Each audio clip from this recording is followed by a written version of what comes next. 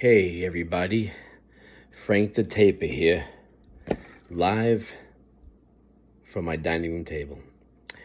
And this is not so much a taping video as it is a video giving you a quick review of the Def Leppard concert at Bethel Woods a few nights ago that I was there. I downloaded all the footage and stuff like that, but now I'm just going to give you a direct review of Def Leppard. On a scale of 1 to 10, I would give it a 11. It was that good.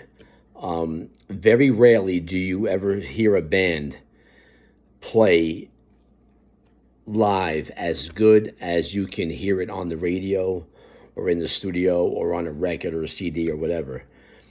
They were spot on.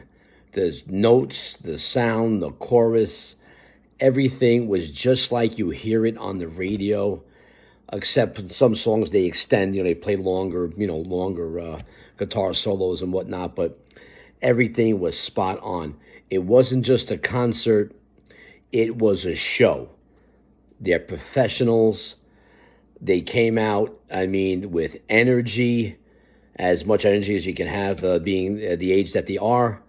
Vivian Campbell was back, was awesome. Joe did a great job, sounded great for his age. Some of the higher notes, they can't hit as good, but that's just to be expected. But as far as energy is concerned and the quality of the show and the lights, it wasn't just like going to a concert. They put on a show, and they should be commended. They've been doing this a long time. And I've been a fan since they came out in, 79 or 78 or whatever, from their first albums. But I never got a chance to see them live until a couple of nights ago. And they did not disappoint. They played all their great songs that you would want to hear. They heard, and a few old ones. One of my favorites is Die Hard the Hunter, and they played that, and I was very excited to hear that. Not just the poppy tunes, the ones that are more pop-like, they play them on the radio, but some of the old stuff, Rock of Ages, but, they can't play everything. But they played, I'd say they came out about 9:15, and they didn't play till 11:15, but they played till like 10 to 11, so it was like a little over 90 minutes, but they played 45 minutes straight without a break. They played like 6 songs in a row, one after the other.